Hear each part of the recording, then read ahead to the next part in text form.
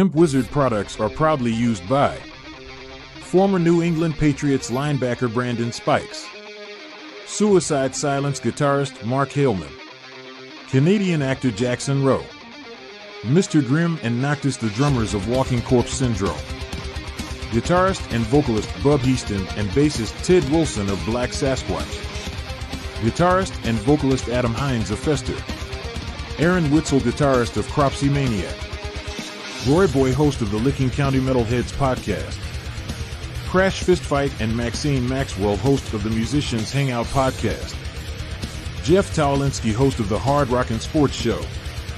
You too can give your beard the magic touch and treat your skin to the finest.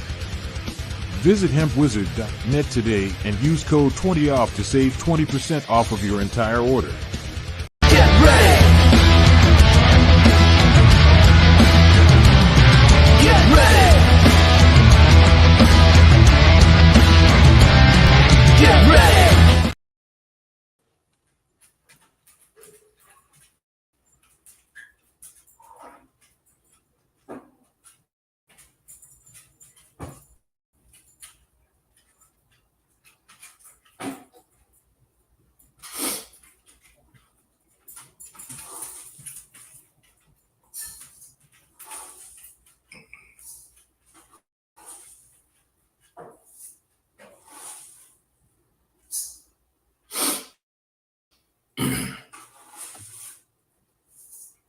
We are live, just waiting for Tommy Florio here.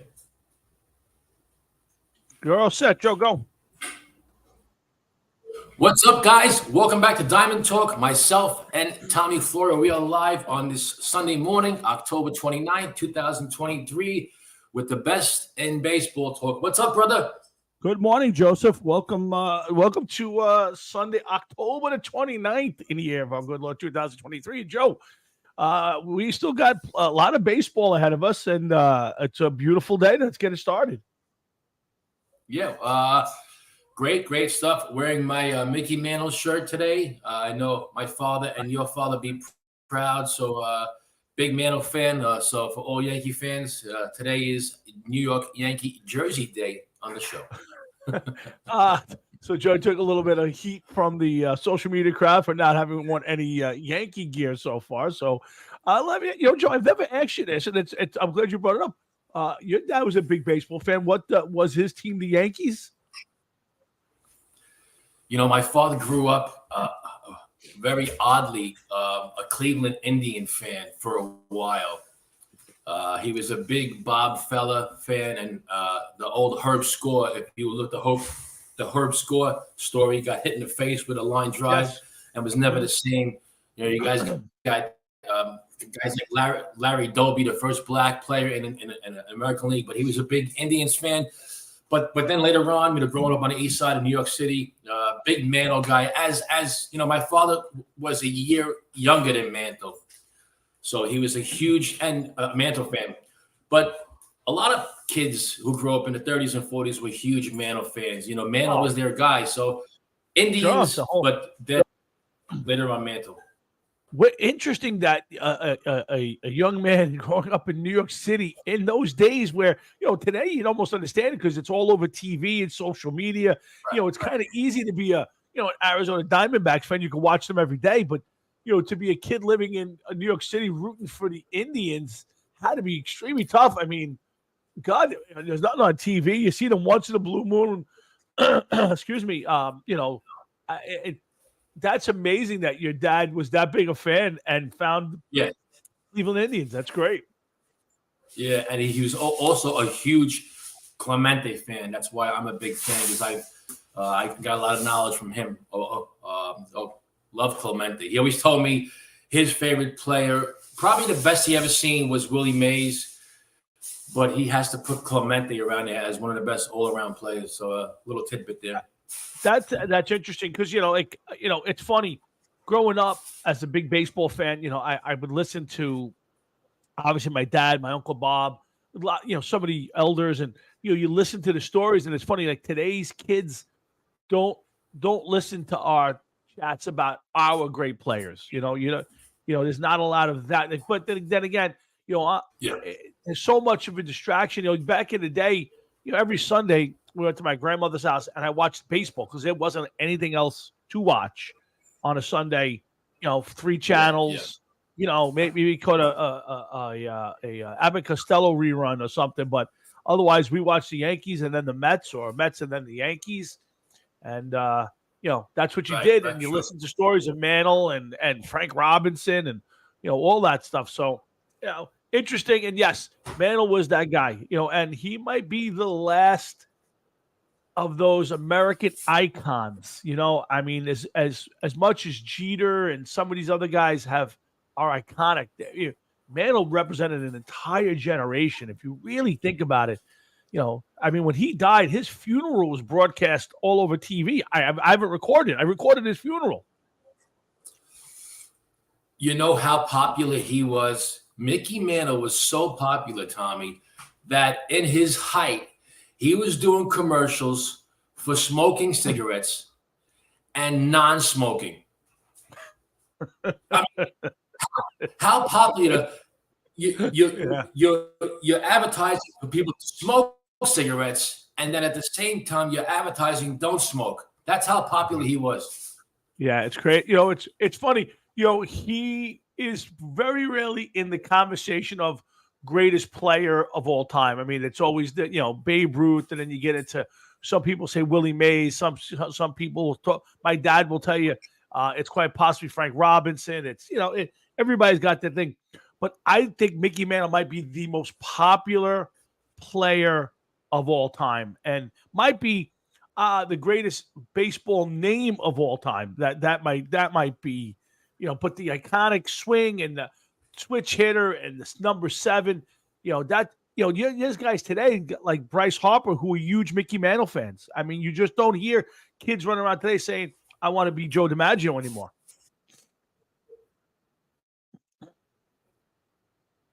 Right.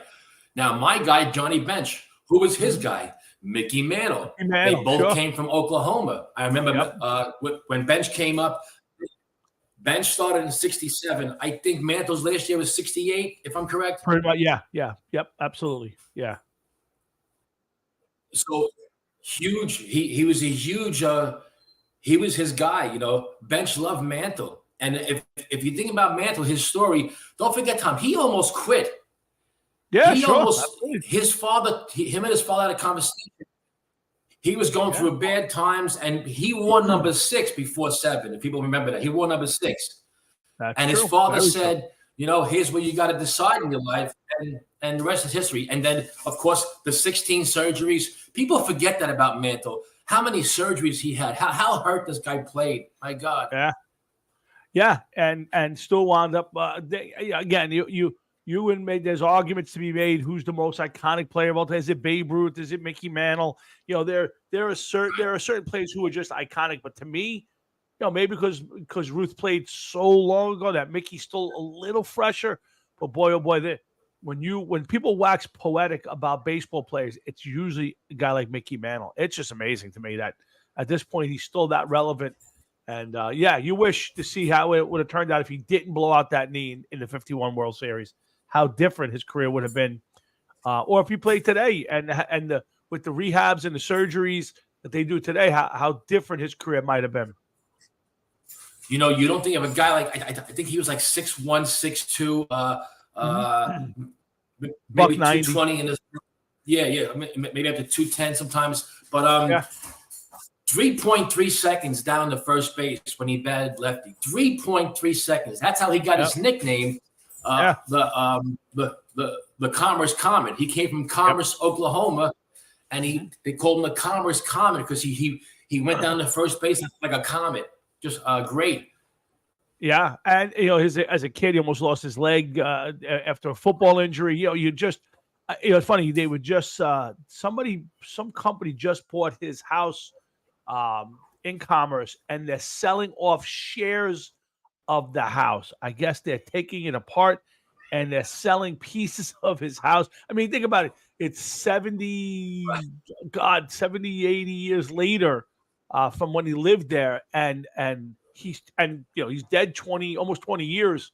And his name still, his rookie card, highest selling card, other than I think the Honus Wagner card, I think.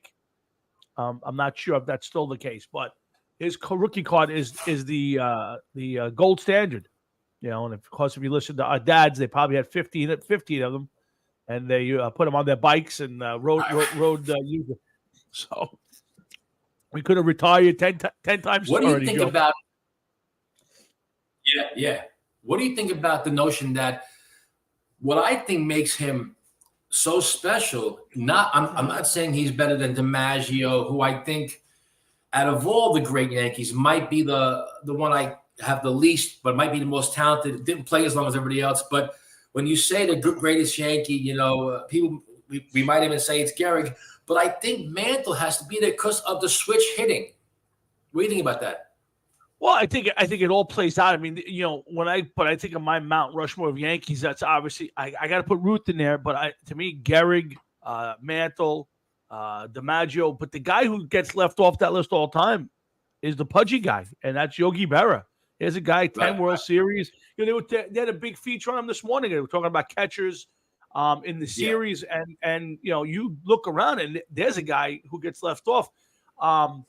But yeah, Joe, I would agree with you. I mean, the conversation to me starts with Gehrig because he played his whole career as a Yankee, and when you look at his numbers, it's staggering. But boy, DiMaggio, Mantle, I mean that Berra, Ruth.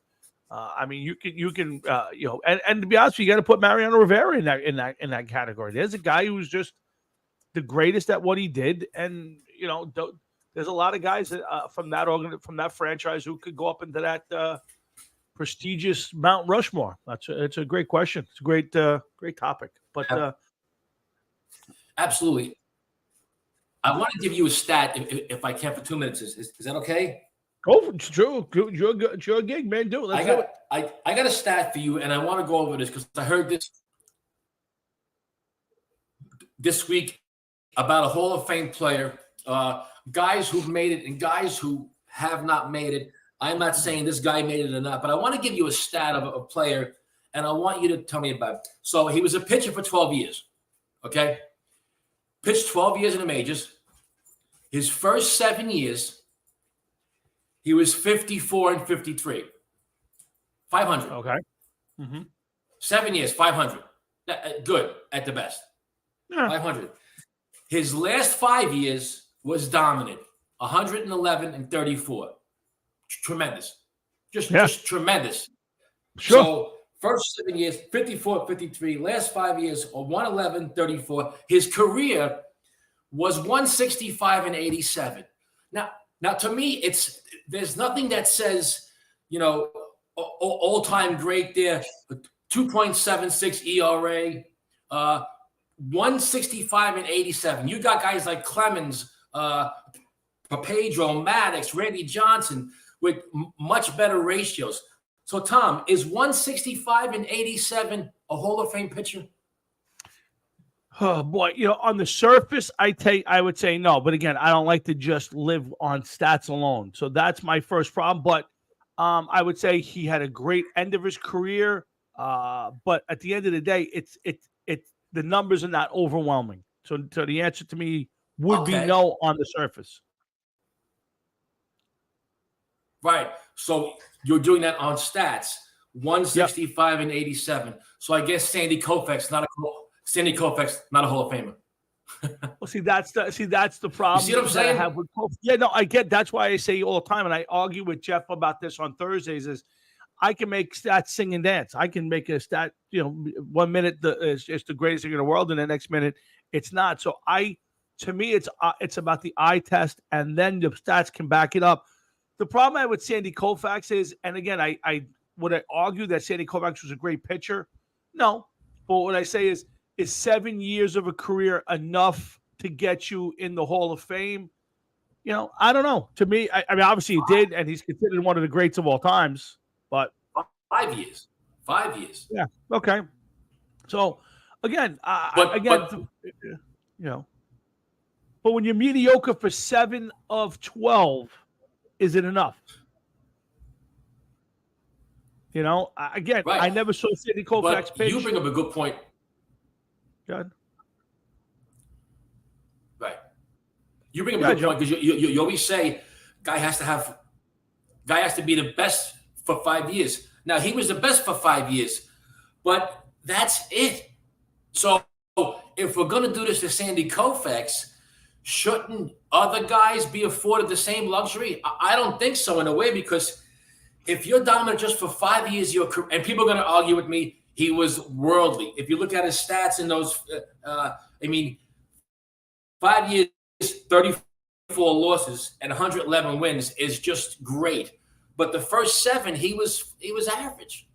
So yeah, I agree with you. But it's Sandy Koufax. So well, I mean, again, do I think arguing. Sandy Koufax one of the? Yeah, again, I never saw him pitch, but it's like, I don't know. To me, it's not about 5 years. It's about being in the top 5 in your era, and so for 12 years and comparing him to other guys, I think at that point you're almost lowering the bar, because you're saying the first 7 years he was a very average pitcher, and then his last 5 were truly dominant, and I get that, and he may have been the best for that team. But if you take it over the end, and again, not even 200 victories, not a long career, good career, but not a super long career.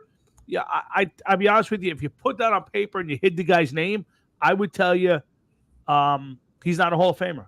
So that's his average. His average in 12 years was 13-7. Yeah. Again, how many times did he win 20 games? There's a lot of factors that could go into it. But if you're sub 200 wins and you're going into the Hall of Fame, boy, it better be you pitched 9 years and you won 20-something games, and then you had a catastrophic injury. I mean, to me, 12 years is a borderline Hall of Fame career. 165 games is not enough wins. And again, but if you're voting and you watched Sandy Koufax pitch and you say, boy, for 5 years he was the best pitcher in the league. Listen, if that's the case, Don Mattingly's Hall of Famer. If you're going to use those standards, then give me Don Mattingly as a Hall of Famer. That's where I was going with this. I was going with you because I know we talk about Mattingly and guys like that.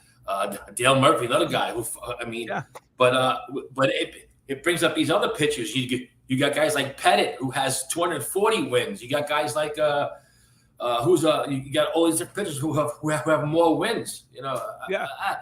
It's a whole debate. Yeah, and it is. And again, that's why I always say that, to me, the first standard is the eye test. You watch a guy play and you say, that's a Hall of Famer. There's no doubt in my mind.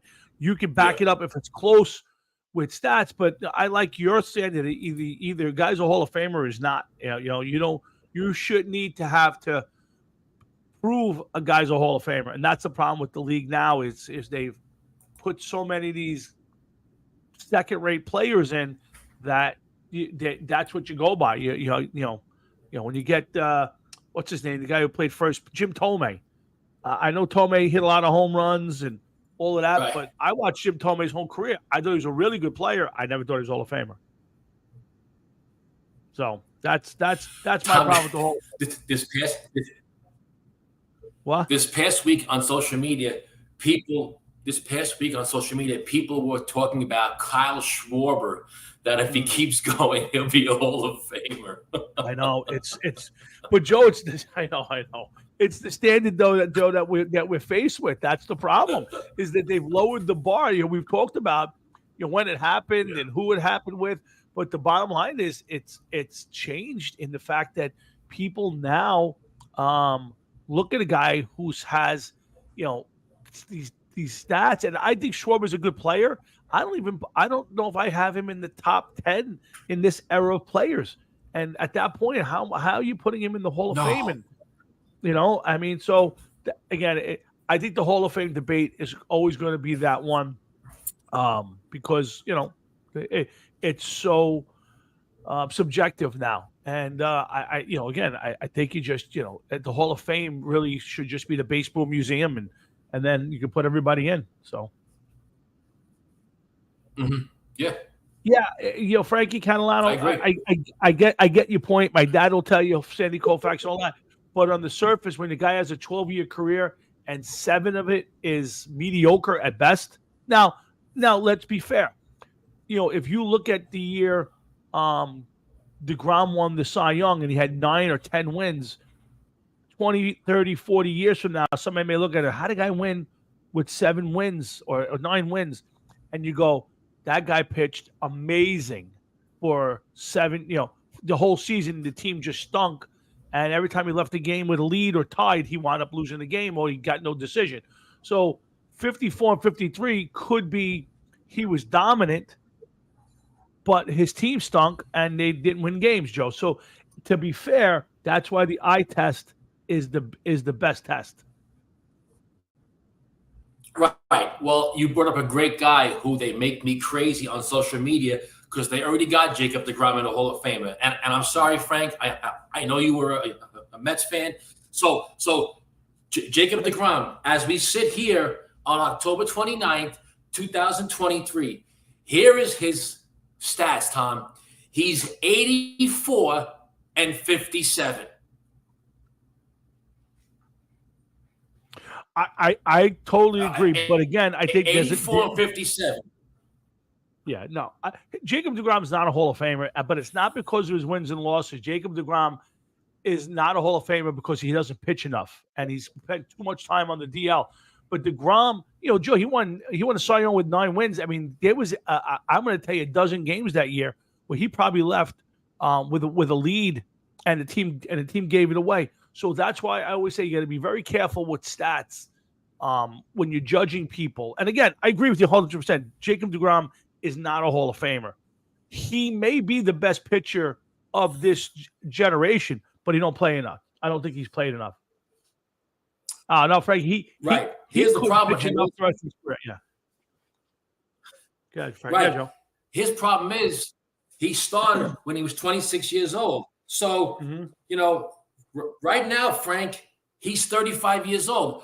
If he pitches 5 more years, I mean, what's his stats going to be? His stats might be around the Koufax or even less. So I just hate when we start putting these guys in a Hall of Fame with these 84 and 57 as we sit here. Yeah, again, I would tell you that the wins and losses thing, obviously, listen, I want to see way more. I think the problem for deGrom before anything else goes is he has not, especially the last 3 or 4 years, he just doesn't pitch enough. I mean, it just doesn't happen. And that's why he should not ever be a Hall of Famer. I mean, unless he pitches the next 5 or 6 years completely healthy and wins another 70 to 80 games, then you can probably put him in a conversation. But to me, he's just missed too much time. And it's, again, you would have to throw away wins and losses as a stat. Yeah. Guys, we are live on Diamond Talk. I'm sorry. We are live on Diamond Talk. Me and my boy Tommy Florio. Always happy to have Frank Catalano and Pete D'Agostino. What's up, Pete? What's up, Frank? We appreciate the comments. We are live on this beautiful Sunday morning talking baseball. We have our baseball picks coming up later on as our all-time players for each franchise. Today we're doing the National League, but let's talk about the playoffs, Tom. And if I could start with the Phillies, who just came out like gangbusters with the home runs and the power, and then bam, ran out of steam. Yeah, interesting. I would tell you what killed the Phillies is very possible going to kill the Texas Rangers, and it's small ball. The Diamondbacks stole 8 bases in the last 2 games to come back and win that series. And what this team is doing is beating you without having to hit, 3 or 4 home runs a game. So it was a good series. I thought both championship series was really good baseball, Joe. It's probably the best I've seen in a very long time. Yeah, just happy that the Astros didn't make it. And we got Garcia on the Rangers, who's just been out of this world. If I could bring up the other night again, I had texted you when he got up at bat in the 11th inning and I'm saying to guys at work, I don't even know what you do there in the 11th inning, but because of his track record for the last couple of weeks, I don't think you pitched to this guy in the 11th inning. I agree. I totally agree. I would say if you're going to let somebody beat you, it can't be him. He's way too hot. He's just been killing it. And I would never have. I don't know if I would have flat out walked him, but he would have got nothing near the plate. Now, maybe that's what they were trying to do. I don't think so. But at that moment, he cannot be the guy who beats you. That's just, just can't happen. He can't be the guy who beats you, no matter what. Yeah, what do you think about his postseason so far? Because here's a guy who didn't have a great career up to this point, but it's a guy that sometimes these guys like the outfielder for the Astros, Alvarez, who they come through in these big spots, Tom. So let me give you some stuff about Garcia. He is now homered in 5 straight games, up to game 1, not game 2. He's tied for the second longest streak in postseason history. He has an RBI in 7 straight games, tied for second longest streak in a single postseason behind Ryan Howard's 8. He didn't just have 1 RBI; he has 2. He is the 3rd player with multiple RBIs in 4 consecutive postseason games in history. Let's see. I got a couple other ones. I think that's it for him. So to me, it just plays into here's the guy who's the hottest player, certainly on the Rangers, maybe in the postseason. Although this kid Marte hitting for 18 straight games is right there. But again, it just goes back to you can't let him beat you in that spot. He can't be the guy who beats you. So I agree with your take at that point. You walk him, you pitch around him, and if he scores on a double, you got to live with it. Yeah, I think the Diamondbacks have been playing so smart. I just wonder what they were thinking there after the last series. I mean, you've seen him how he beat the Astros in the last series. I would hope they would say but they didn't. I was surprised that they really did that. But game goes on. Game 2. No, absolutely. Listen, they got the pitching matchup he wanted. They made the change. He came in, and I think it comes down to analytics, Joe. And I think that's one of the situations where the Diamondback manager just said, "I got my pitcher against their hitter," and instead of saying, "Hey, let me throw out the book and let me base this on what I'm seeing in the game right now and in the series, and not pitch to this guy." So I think that's where analytics kills you. Here's my question to you. I'm going to give you, let's say we're in game 3 now, and let's say a scenario here. Let's say the Diamondbacks are up 5-1. 5-1 in the 7th inning, and Garcia comes up with the bases loaded. What am I doing? I'm walking him. I don't care. Call me crazy. I'm walking him to bring in a run rather than it be 5-5. Let's make it 5-2. Call me crazy. No, it's not insane, Joe. I mean, it's been done in the past. I mean, God, you can look at how many times it happened to Barry Bonds, and I'm sure a lot of other players. It's like this: if you win the game 5-3, after that, you're a genius. If you walk them, bring in a run, the next guy doubles, now all of a sudden you're going to be second guessed. So,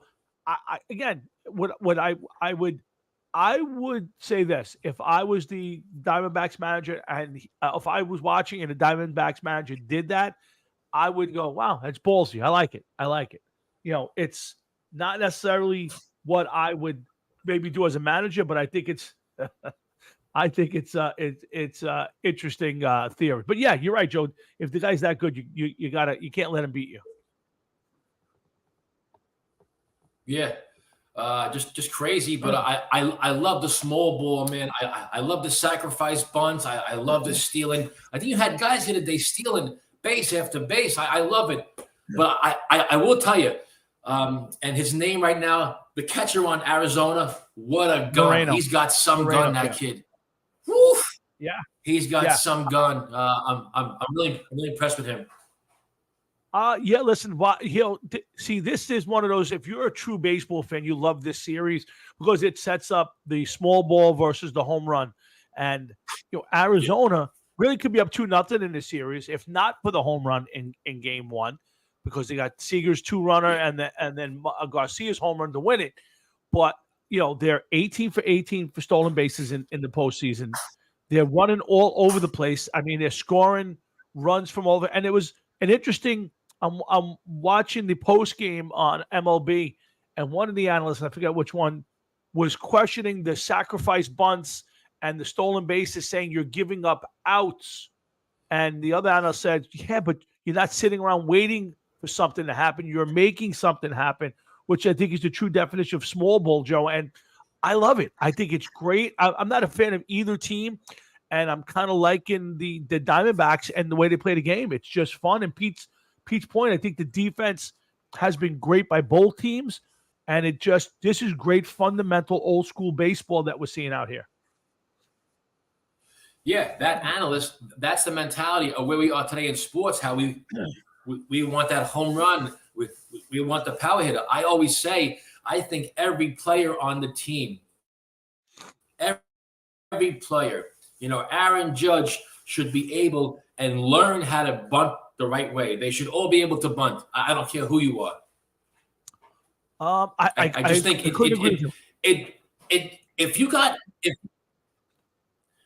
you got Aaron Judge coming up and he lays down a bunt, first of all, it's so smart in a way because that third baseman is probably playing on the edge of the outfield grass. He's not anticipating that. I just think I wish we would use the better thought process in sports and baseball. Think more. Just use the brain and think more of each situation.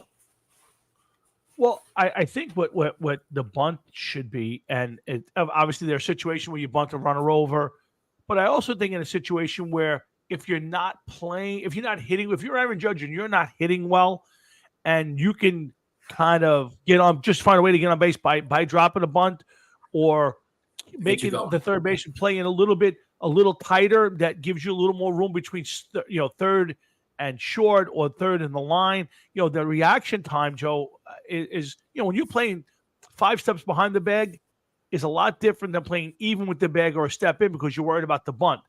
So to me, yeah, Pete, exactly. So to me, people should know how to bunt because it can give you a big advantage, at least with the threat that you might drop one and put it in play. So yeah, I love the small ball, and if the Diamondbacks go on and win this series, Joe, and and it goes the way it's been going, you're going to see a lot of other teams starting to change their mindset and get away from the arc angles and exit velocities, and try to play the game old school, which I would love to see because I think it's much more fun.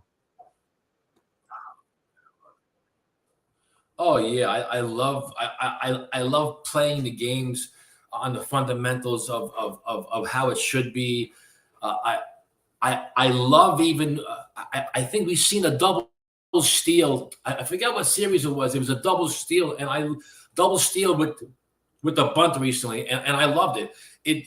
You got an out, but now you got guys on second and third. Now a base hit, Tom, gives you 2 runs.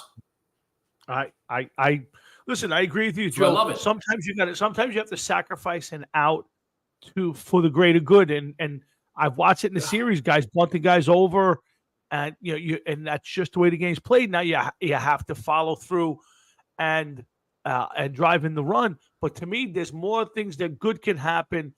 Errors in the field. The guy moves over, pass ball. When you're sitting back and you're waiting on the 3-run homer, only one good thing can happen for the most part, and that's hitting a home run.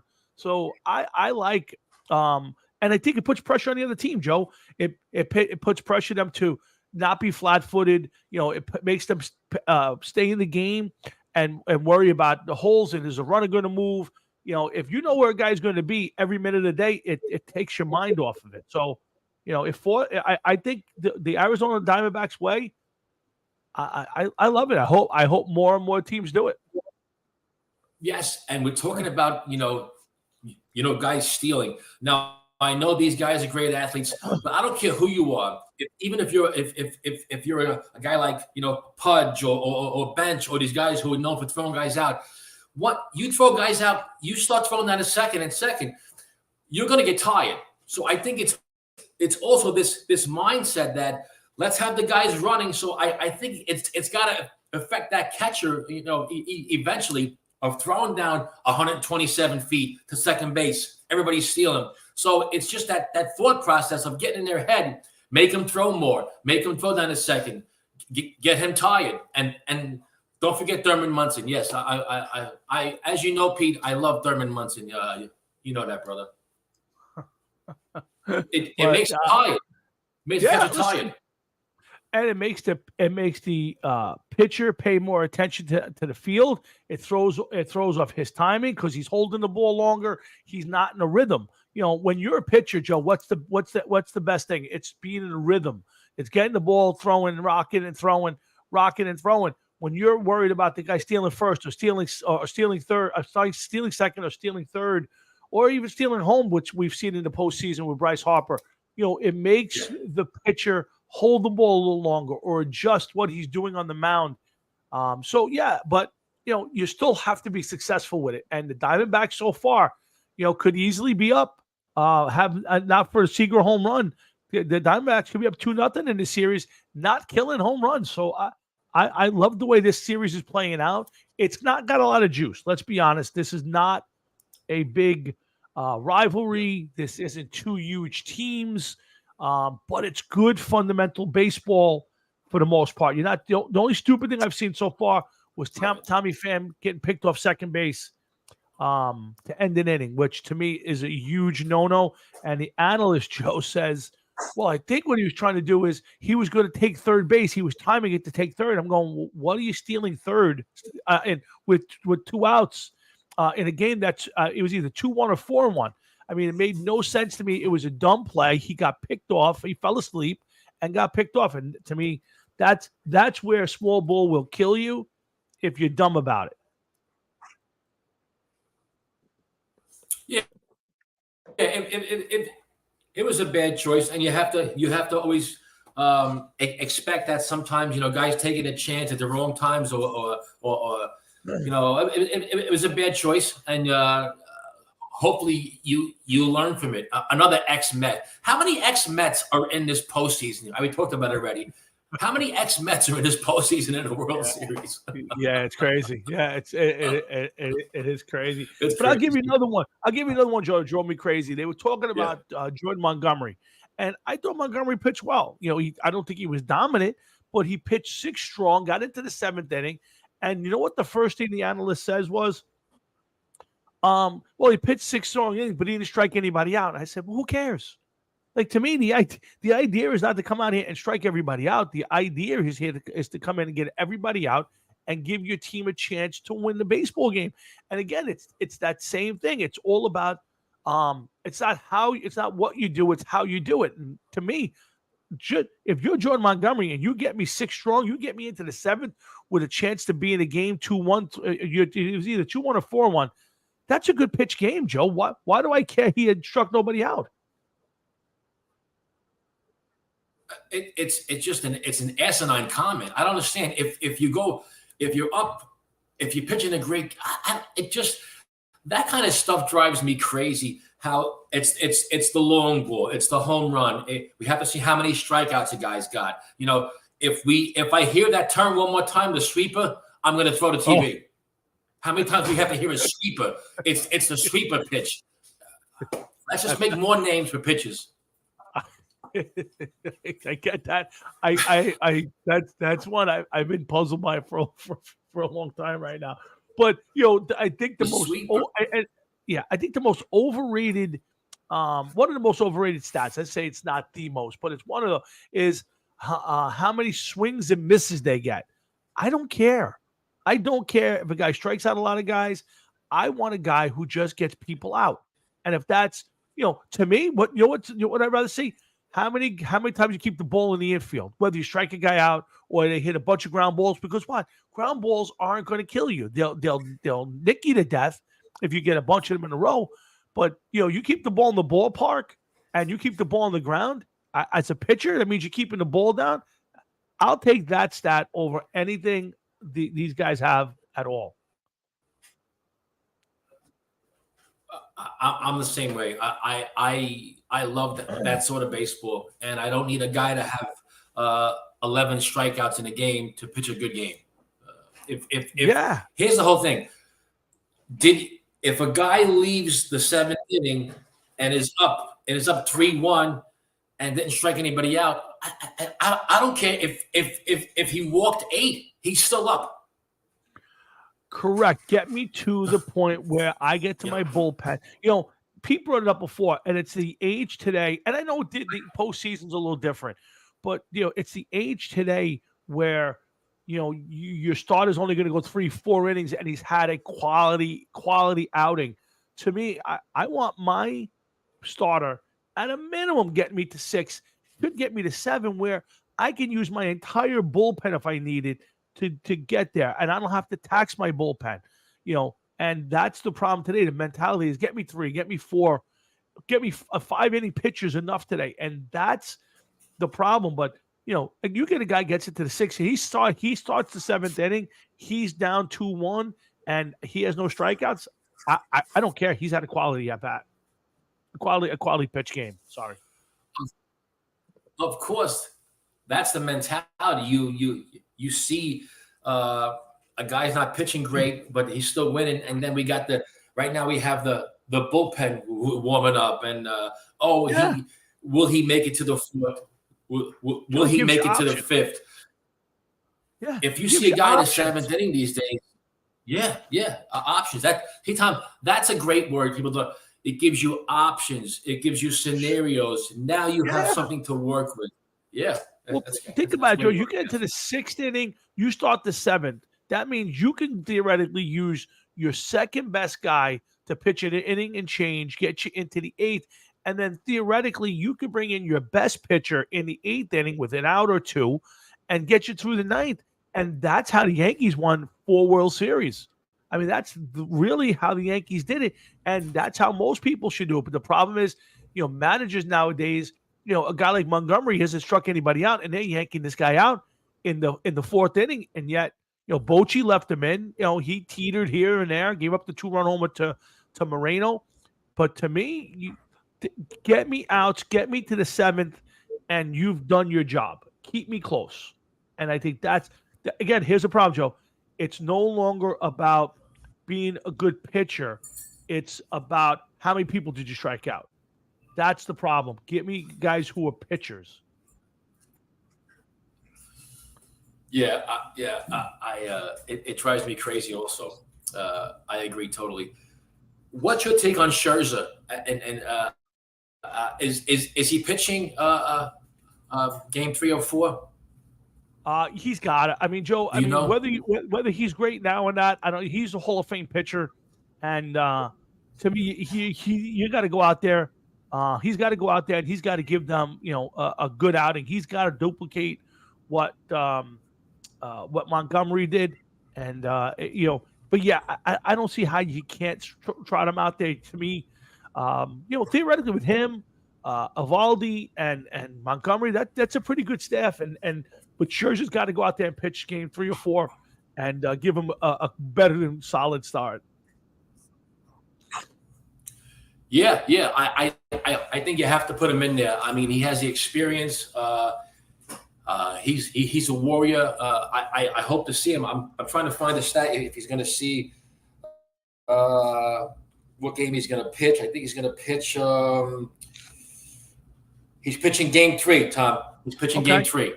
Yeah, so you would think, here's a guy who's a Hall of Famer. They're going on the road, and you need a big start. Right now the momentum. If you think about it, the Diamondbacks have basically outplayed the Texas Rangers in this series. If it wasn't for the big homer in the 9th by Seager, this is a 2-0 game going home to Arizona, and we'd be talking about a whole different series right now.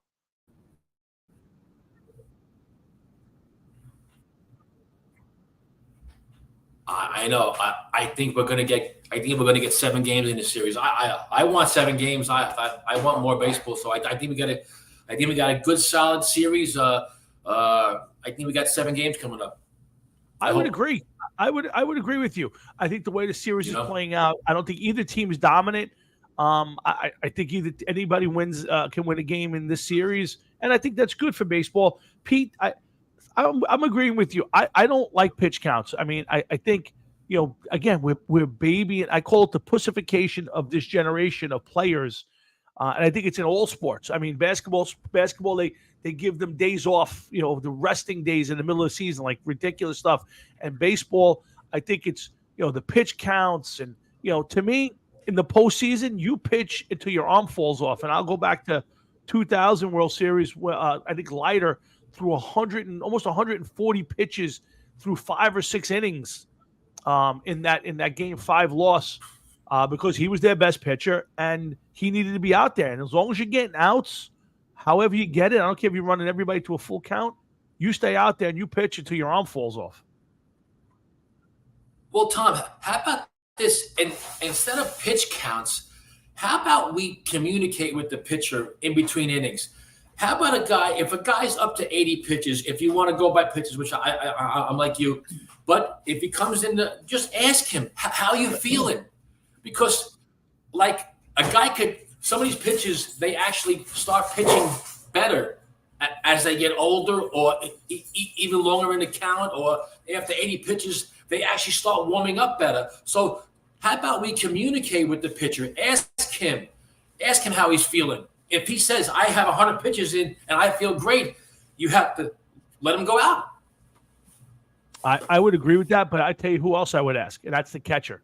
Because the catcher sees everything. He knows, is the ball moving?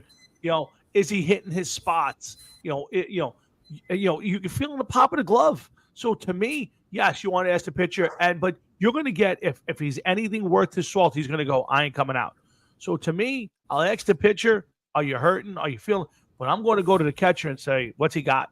And that's the bottom line. If he's got his stuff and he's out there, you keep him out there. I don't care I don't care if it's 60 pitches in or if it's 160 pitches, and that guy's staying in the game until he's not pitching well, and you should be able to see it. But I think you have to get the catcher's input to say, what are you seeing back there?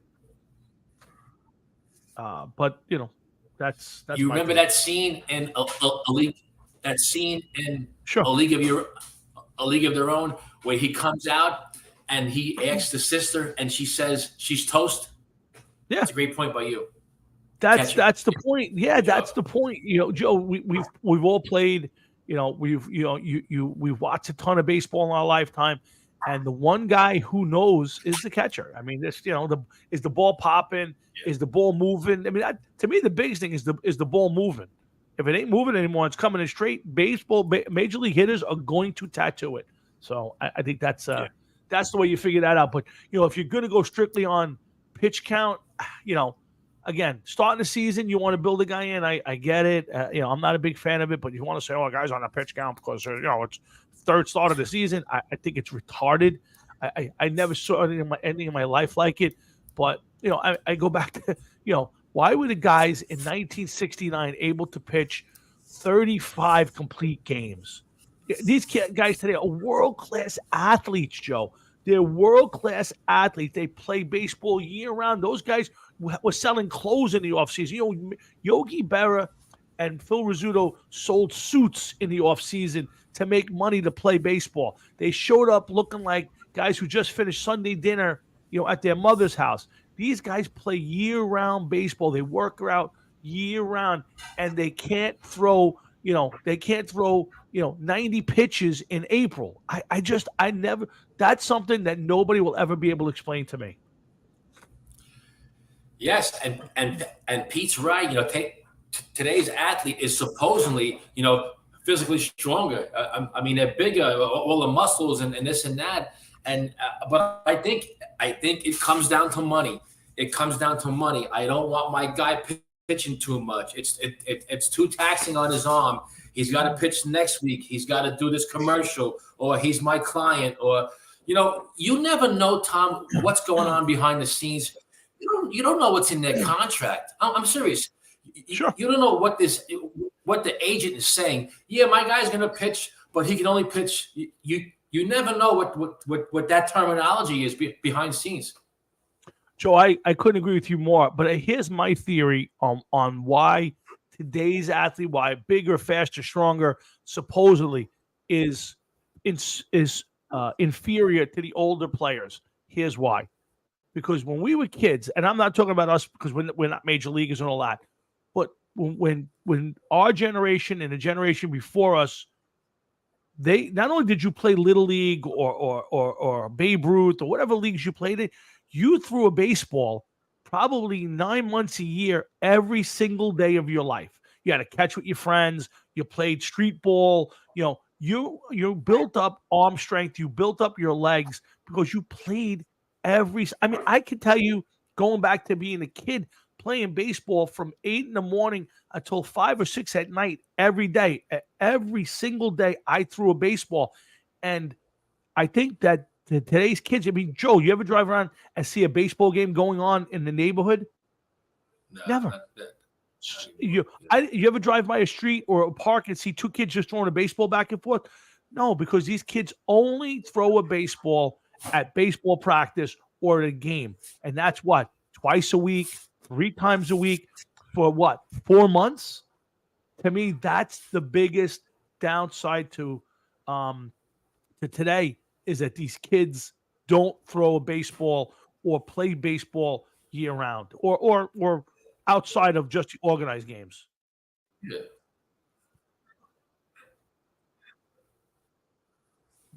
What are you showing me, Joe? The cell phone. Cell phone's a big problem today. The cell phone, video cell games. phone Well, again, just it's that's the problem is that again, we would go around, Joe. I mean, when we were teenagers and play other neighborhoods in softball or baseball. You played other. You played. I remember playing in St. Mary's parking lot. 3-on-3 baseball games with me, you, and Jeff against Jimmy Sleen and guys, and you just threw a baseball every day, whether it was a tennis ball or a super pinky or whatever it was. You threw every single day, and you built up arm strength, and I think that's the difference. And the pussification of the kids. Parents don't want their kids hanging out outside. Or they're playing video games all day. That's the problem with today's athletes. And yes, Pete's right. It's to sell tickets and keep them healthy, but I don't know. That's why there's so many players with arm problems or can't pitch in April because they need to work their way in. My opinion. Jimmy Sleen. Yes. Yeah, we used to play. So we used to. You remember we used to play at Christy Morio's house with a home run. Booties up, but you used to play, in the parking lot there, and if you hit Christy Morio's house, it was a home run. Yes. But that's the difference. You would go out there. I played at Von Breezer Park my whole life. I mean, you wake up on a Saturday morning, you played, you came home from school, and you went out and you at least had a catch. You at least one of your friends, and you threw the ball. It was something different, and I think that's the difference. And Pete, my biggest problem a couple years ago, Ohtani was coming to town with the Angels. He was pitching, and it was going to be the first matchup between Aaron Judge and Ohtani. And this is like late April, early May. And the Yankees gave Judge the day off because he needed a rest. And, I said that's the biggest crock. Here's the matchup you want to see. If I'm Aaron Judge, I'm walking in and I'm flipping tables over and I'm telling Aaron Boone, go F yourself. I'm playing in this game. I'm batting against this guy. And they're giving him a rest day in April or May against, the biggest pitcher in baseball at that point. That's the problem with baseball in a nutshell. Yeah, sure. I agree totally. Yeah, absolutely. Pete, not even warning track power. I didn't even have the warning track power.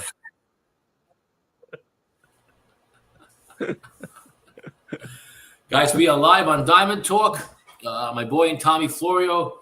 We appreciate the comments every Sunday morning from 8 to 9:30. Tom, you want to get to our list coming up? We have guys. We have made our list of our of. Is it really our list? It's a list of the best players per franchise. And this week we have picked the National League as our first league, Tom. Yeah, I'm gonna see if I can share mine. I can't see, it doesn't seem to show up. That's the problem. Okay, yeah. I wrote up a list and we just basically said, let's try and pick the greatest player to represent each National League team. So I have my list up on the screen. I did it so we can however you want to do it, Joe. You want to call out a team and we'll both give our pick. You want to do each one separately and then do the other, however you want to do it. Let's start with the Atlanta Braves. And who do you have as the Atlanta Braves representation of the greatest player for franchise? Yeah, I struggled with this one a little bit, just a little bit. But I ended up with obviously Hank Aaron. I mean, here's a guy who was not only a great home run hitter, and I'll say he's a great home run hitter. The guy never hit more than 40-something homers. Never hit 50 homers for his career, but was a great. Some people say 5-tool player. So I went with Hank Aaron. I struggled with a little bit because he didn't play his entire career there. I tried to keep it to guys who played their entire career there, but I struggled. But I wound up with Hank Aaron. I also have Hank Aaron. With the Atlanta Braves, I'm sure you can go even like a Chipper Jones or somebody like that who played his whole career. Murphy, Chipper Jones. If you had to pick between Chipper Jones and Dale Murphy after that, Joe, who would you have gone with? I got to keep it real. I struggled with this. I guess I got to go with Chipper. Yeah, I agree. My heart went to Murphy, but when I put the whole thing together, Chipper Jones is probably the best a Brave behind Hank Aaron. Yeah, so we got Hank Aaron as the Braves. Let's go with the Marlins. Right now they are called the Miami Marlins. They were the Florida Marlins. So I'll go first. Yeah. I have Giancarlo Stanton as my Marlin. I agree, Joe. I didn't have a choice. I mean, there was some other choices. People had Yelich, not enough time, and he's gone way too long.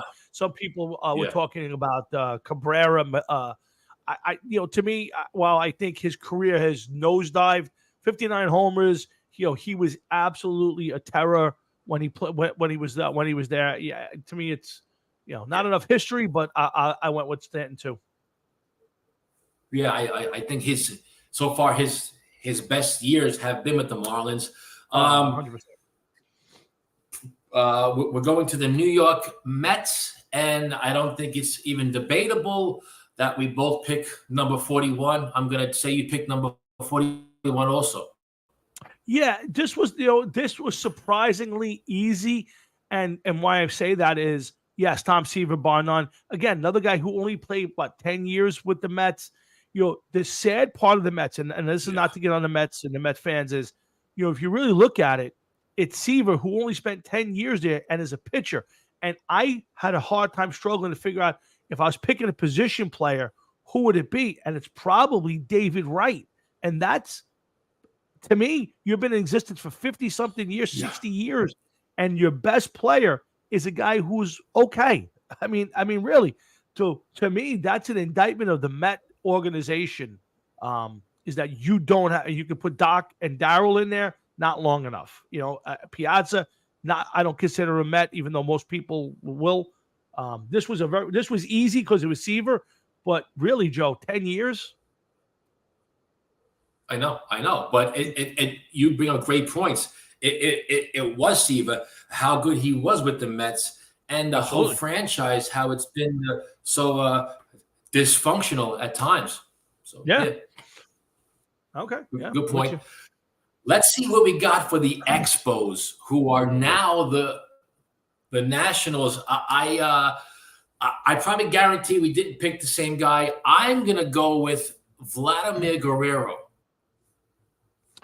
I also chose. I also chose Guerrero just a little bit over Andre Dawson. Okay, yeah, very good. So we when you look back at his career, Guerrero, I mean, what a hitter. You always think about him and Posada, no batting gloves. I mean, how a guy could have that much strength. I think he was a 316 average in his career. You know, great years. So I think, I mean, you can go Gary Carter, you know, and this guy. But when you look at the whole body of work, I think that's a good choice, Guerrero, me and you. Yeah, it came down to those two guys. Dawson and him. And I just think that Guerrero was just a little bit better. I mean, one of the best arms I've ever seen. And it just threw me, when I put in defense and offense, he's just a little bit better than Dawson. But boy, you could go either way with that one. So far we have Hank Aaron. We have all the same picks so far. Pretty cool. Yeah, right now running. Yeah, very, very. It was. Let's go to another one. Mm-hmm. Yeah, I guarantee we're going to be the same on this one too. Let's go to the Philadelphia Phillies. Number 20, Michael Jack Schmidt. Is that what we got? Yeah, Joe. I mean, it really, you would have to get back into the weeds of almost the Philadelphia A's to get into other guys that I would even consider some great players. I mean, Harper's there. He's not that there nearly long enough. No, not UB Brooks. So yeah, Michael Jack Schmidt, to me, one of the best, probably between him and George Brett, the best third baseman all around that I've ever watched play the game. So it was a no-brainer for me. Guys, we're live on Diamond Talk in the middle of our picks for best player per franchise. We have 5 teams and we have 5 of the same answers. Let's go to Milwaukee Brewers, a guy who won 2 MVPs, different positions. I picked Robin Yount. 6 for 6, Joe. 6 for 6. It was, to me, it was a no-brainer. Again, Yelich wound up on this list. There's Paul Molitor was on this list, and I just couldn't come out. I just could not go away from Robin Yount. You said it right. The guy started his career as a shortstop, went up one of the best center fielders of his generation. No doubt in my mind, Robin Yount. Cool. We are now on the St. Louis Cardinals, and I'm curious to see, where we were here. A guy who I wore his jersey last month on the show. My pick is number 6, Stan Musial. Good job, Joe. Here's where we're going to disagree. To me, and it was a hard choice for me, but to me, it was Bob Gibson. He's one of the best pitchers of his generation. I always try to not go to the pitchers, but to me, when I think of St. Louis Cardinals and great players, he's the first guy that comes to mind. So I went with Bob Gibson on this one. Okay. Cool. Love Gibson. Yeah. What a warrior. Excellent pick. I can't disagree with you. I just look at when you look at his numbers, Musial, they are just unbelievable. A guy who never gets mentioned as just a tremendous hitter. But cool pick. A great choice by you, Joe. Great choice. Yeah, I'm a big Bob Gibson fan. Chicago Cubs. I went with Ernie Banks, a guy who I wish I would have seen play, but my pick is Ernie Banks. Yeah, me too, Joe. Again, another franchise where I didn't really have another option. I just went through it, and you look at the guys who've played there, and it was just, to me, it was too easy. Ernie Banks. Let's play 2 today. That was it. I mean, it was easy. Yeah. Pretty cool. So we have 8 teams, and we are 7 out of the 8 together. Here's one that I was the Pittsburgh Pirates, and I'm a huge Clemente fan. I love Clemente, but I had to go back to a guy that we've never seen play. I don't even think my father's seen play, and Honus Wagner. Yeah. Joe, I struggled with this one because I love Willie Stargell. He's probably most thought of. I never saw Clemente or Honus Wagner play. Wagner's too far back for me. So I went with Clemente. I never saw him play. But between all the conversations that people have, they'll tell you great arm, great hitter. To me, I went with Clemente. Honus Wagner's a great choice. It was just too far back for me. Yeah, no, I understand. I understand. Now here's where we get where I had to keep it real. My team, the Reds, and I was thinking about this all week. I of course I wanted to pick Johnny Bench because he played his whole career there, but I gave the nod to Pete Rose. For me.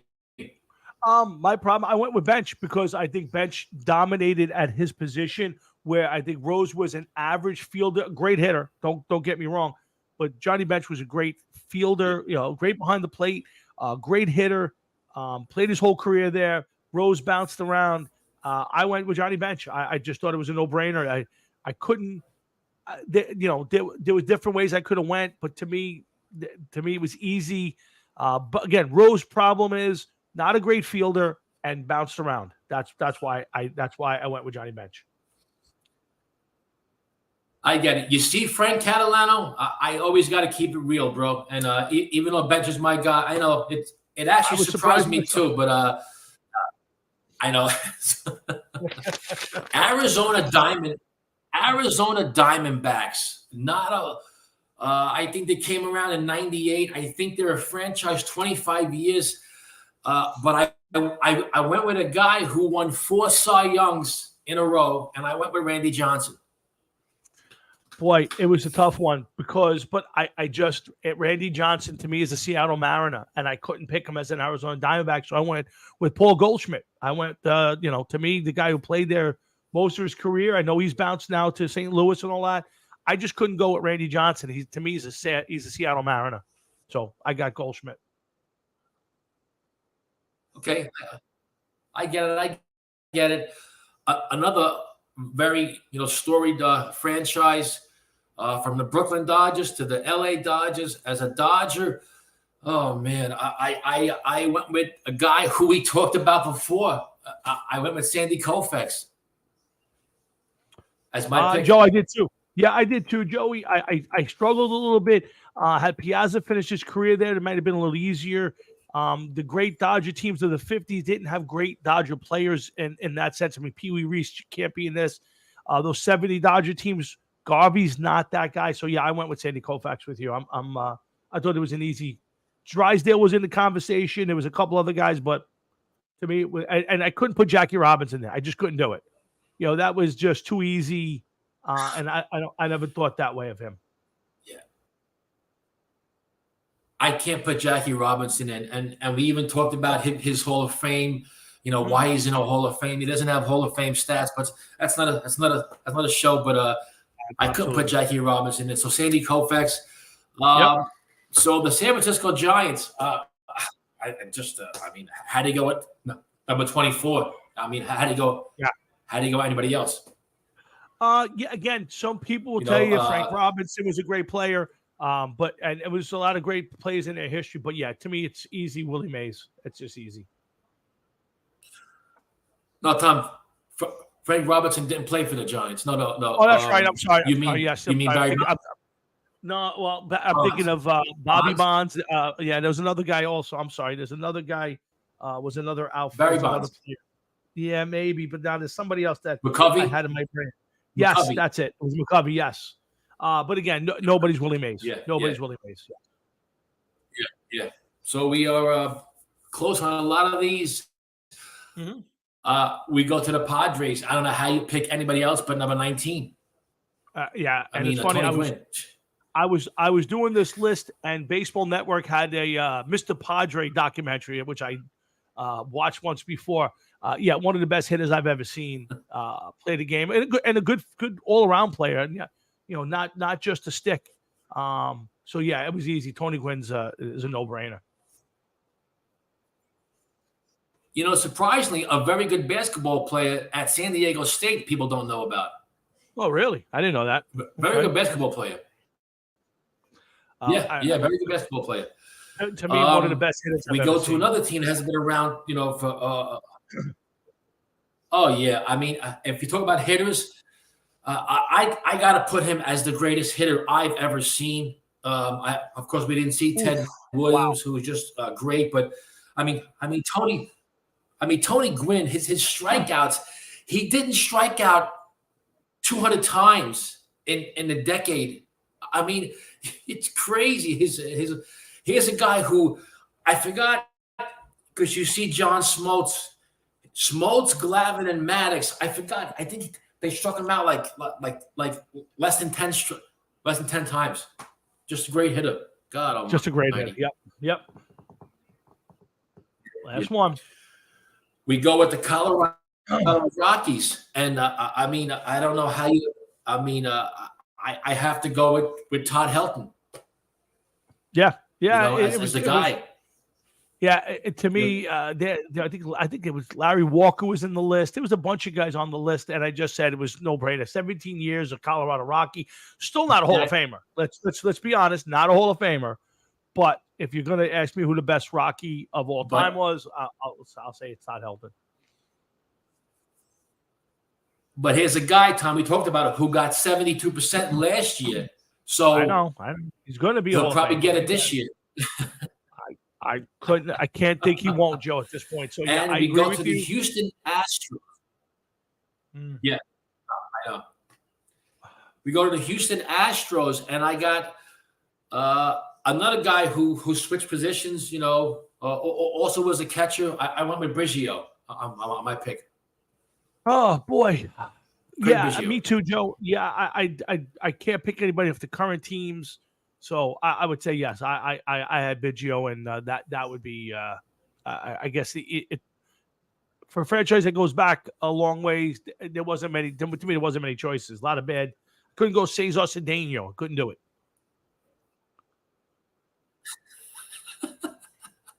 Or Jose Cruz, or Jose Cruz. Yeah. Bagwell.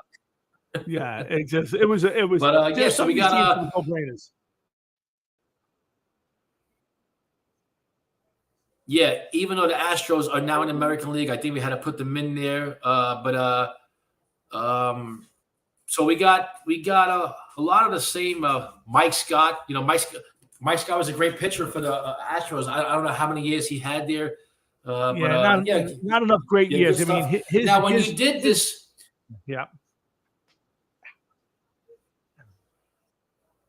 when you did this list, Tom, you didn't have. Did you have a lot of problems with it, or did a lot of it come natural to you? I would tell you that probably 75% of it was a no-brainer to me. The name popped up as I got to the team. There was a few I had to kind of go and say, all right, like the Hank Aaron one, because he didn't play his whole career there. I wanted to kind of see who else was on the list. There was the younger teams like the Marlins and the Rockies.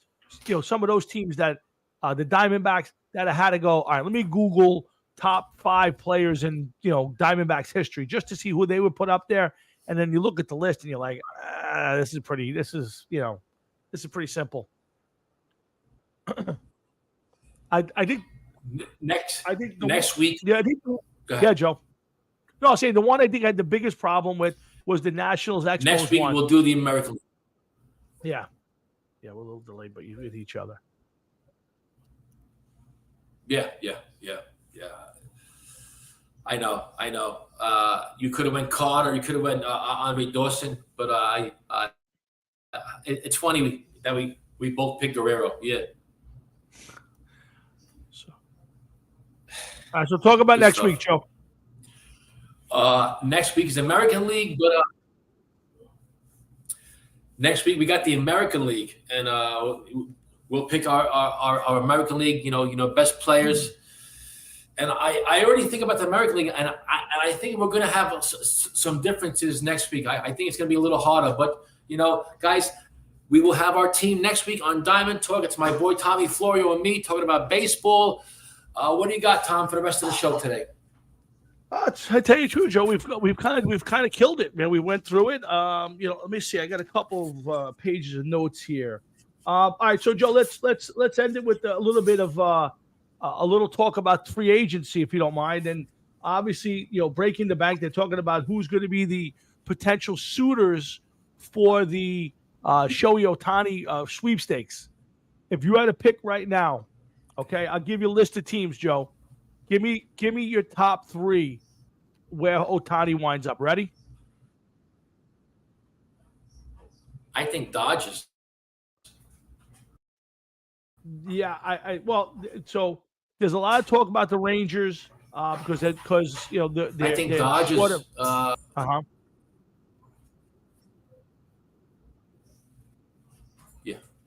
Yeah, I think the Rangers. I was going to say Dodgers and Rangers so far. I think Dodgers and the Rangers, and I think. Go ahead. No, go ahead, Joe. Go, please. I'm sorry, we'll get a little delay in our conversation. And I think it also depends on. Let's say the Rangers don't win this year. Do you think that puts a little more pressure on them to even go out and get him more? Yeah, I do. That's I was going to make that point. I think that the Rangers are, especially with DeGrom out most of next year, I think they're under the gun to win it. They're spending the money. Yeah, I think the Rangers are leaping up. I think the Dodgers are the team, and then the Giants. I think those are the three teams I would watch. The Mets, I think they got the money to do it. I just don't think he wants to play in New York.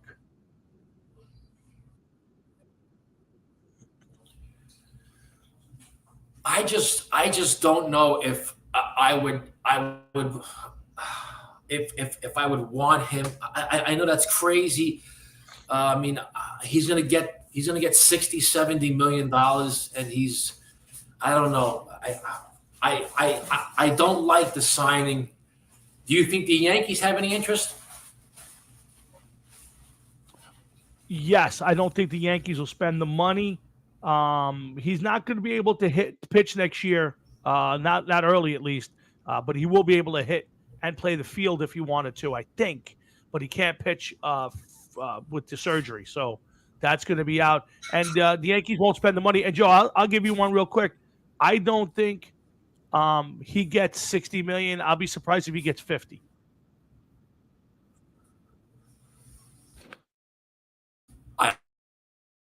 I understand, but Tom, how they're all hyping this guy up. I agree. What do you think about Soto? He's been talked about with some Yankees ties now. Soto. I don't know. I think I think it's a good move. The problem for Soto is he's kind of tied into the failures of the Padres. So I think people are going to be a little leery of giving him a big contract, considering how the Padres went out and spent all that money and it didn't show for anything this year. So, but yeah, I would like to see him money. I'd like to see Yankees get anybody to play left field. But we'll see. Frank Catalano, 60 for 3 years. His agent is never going to go for that. He's not signing a 3-year deal. I agree with you. That would be, give a guy 3 years. He's going to want at least a 5 to 7 year deal. I mean, do you agree, Tom? I agree. I think that would be to his benefit. I think because he'll get another contract out of it. But no, he's going to be looking for an 8 to 10 year deal, probably in the $50 million range. Yeah, but I do see these kind of deals, hopefully, dwindling out.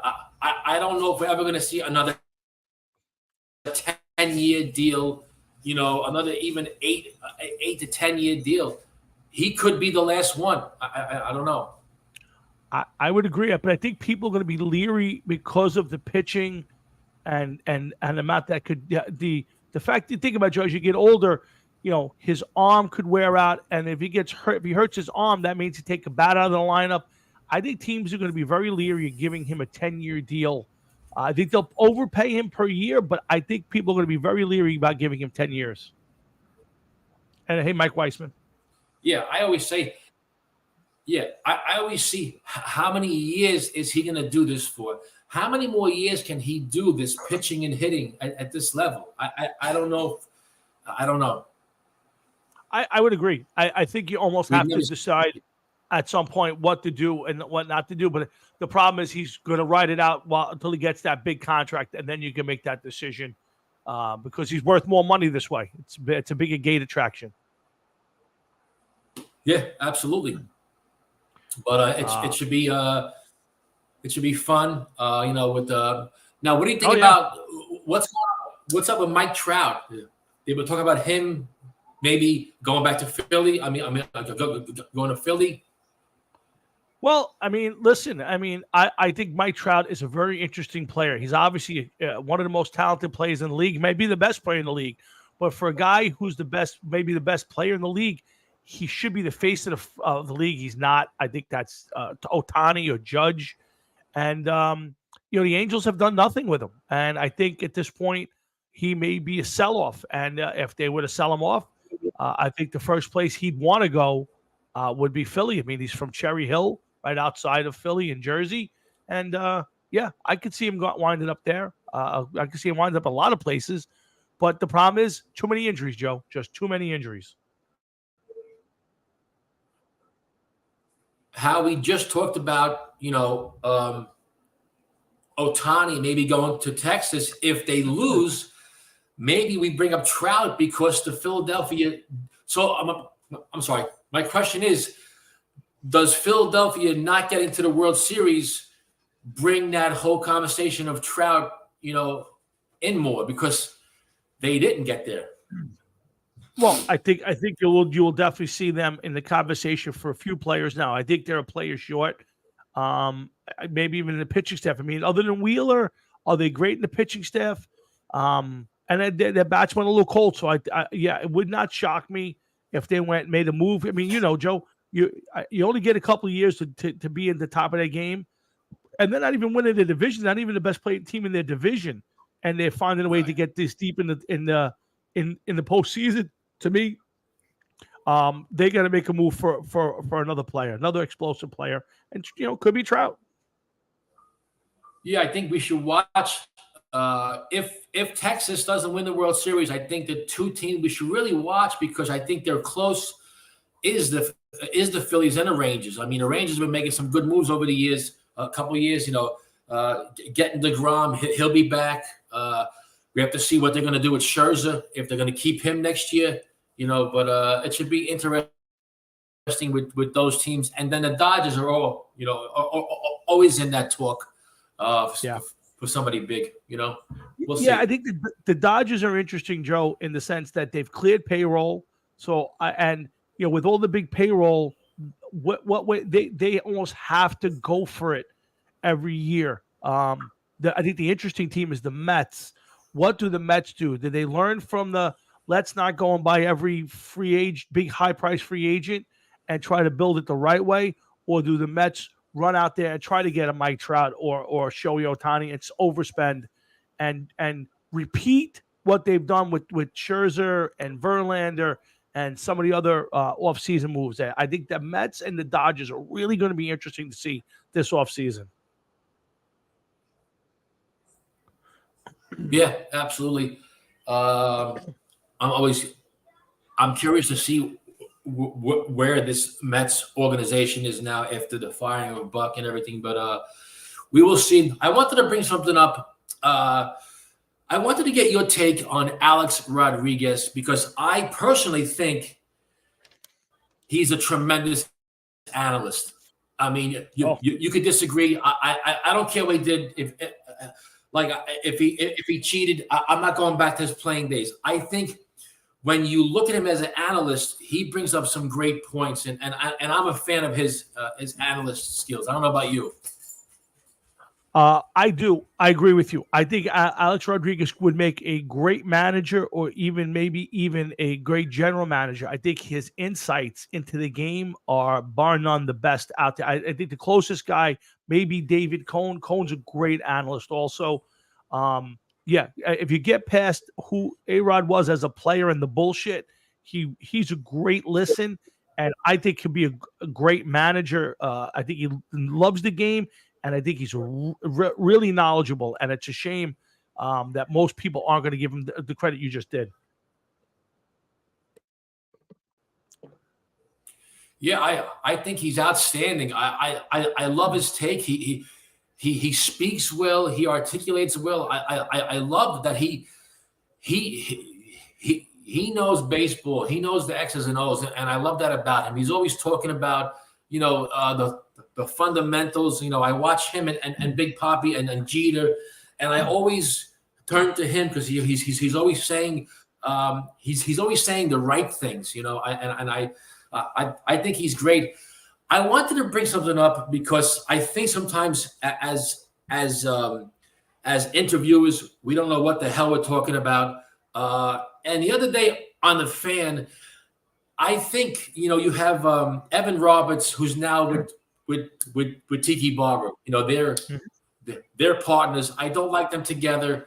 I thought BT and TB were much better in the morning, but they asked A-Rod, about breaking up with J-Lo live on the radio. And I'm like, this is what you do? This is what you want to know about? This is where you go with a question? I thought it was just bad taste. And I just hate that kind of stuff. I don't want to hear about how he broke up with J-Lo. Here's your one chance to interview a all-time great player, and you go there with your thought process. Your take on that stuff. I listen every day, Joe. I don't listen in the morning as much as I used to, but I do get a lot of the midday show, and I get a lot of the Tiki and Evan. And you're right, I'm not a big fan of that pairing. It's I think Tiki's actually better than I expected him to be, but it doesn't work really well. I did not hear the A-Rod interview, and I do think that's a terrible question. To me, that's a Howard Stern question. If you're A-Rod going on the show, that's not a Tiki and Evan conversation. I mean, to me, you should be talking about the World Series. You should be talking about baseball in general, and then maybe you can get to his career and maybe some of the stuff that he did. But to me, asking about J-Lo and breaking up with J-Lo, if you want to bring up J-Lo, you can bring up the fact that they were trying to buy stakes and teams together. I get that to a certain extent, but you can't talk about it. It's just ridiculous. Yeah, and just to even go there, and me and you have to keep it real. We've been doing this a while. You've been doing this since 14. I've been doing it since 15 on our own shows. We've interviewed hundreds and hundreds of musicians, drummers, guitarists, athletes. And I always try to find myself. I never want to just send it in as an interviewer. I want to try to ask the hard questions. I never want to ask somebody what his favorite cymbal was or who his favorite drum set was. I think these guests sometimes they like those interesting questions, and that just was bad taste for me. I'm sorry. Yeah, I think, Joe. I think when you interview somebody, you could tell right away certain things. And one thing I've learned is you don't want to ask the same old tired questions, because then you get the same old tired answers. And with the Thursday show, I like it because you I kind of go back to the Tim Ripper Owens interviews you set up, and we were talking about Judas Priest, and he was so bored, and and then also we got into Cleveland and the Browns and LeBron, and I could have kept them on the air for 4 hours.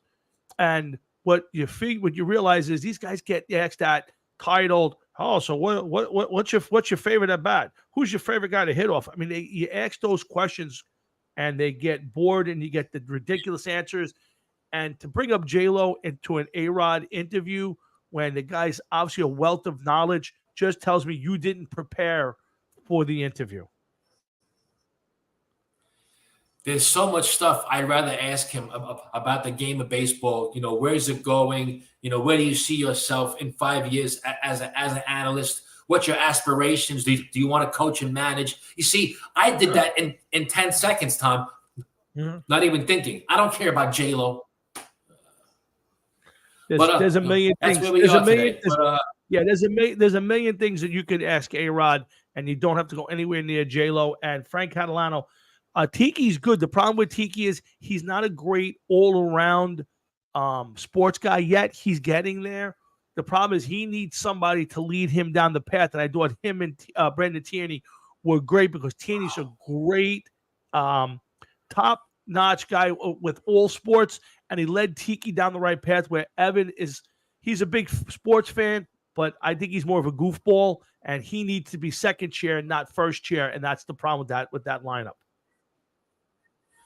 Just let you know, I have reached out to Brandon Tierney, so hopefully we get him on the show soon. I'm working on that because I'm big. He's a guy that I think you can hang out in a bar and have a couple of beers and just talk shop. You know, Tom? Oh, absolutely. You talk about sports and you could talk about life in general. He seems like, and I never listened to those guys when they were before the Fan, but I got to be big fans of theirs when they moved over to FAN, and I really did enjoy their show.